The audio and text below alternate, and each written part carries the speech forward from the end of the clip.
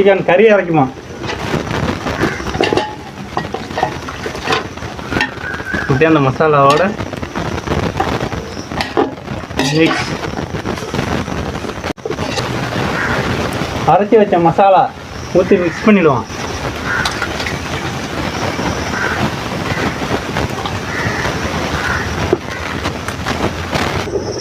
உப்பு, கல்லுப்பு தூவிட்டுப்போம்.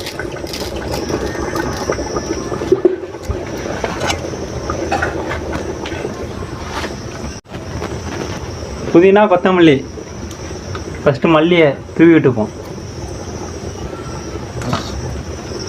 அடுத்து புதினா,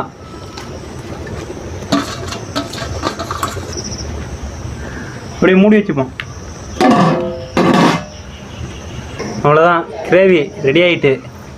இறக்கிடுவோம் வாங்க. இப்போ நமக்கு ரெடி ஆகிட்டு, ஓப்பன் பண்ணுவோம். அவ்வளோதான், gravy ready.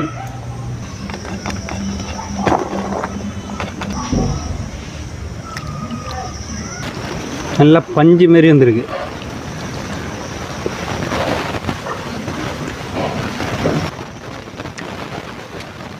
Chettinad chicken gravy அப்படி தான் இருக்குது. இது நீங்கள் செஞ்சு சாப்பிட்டு பாருங்கள். நான் அடுத்த வீடியோவில் சந்திக்கிறேன்.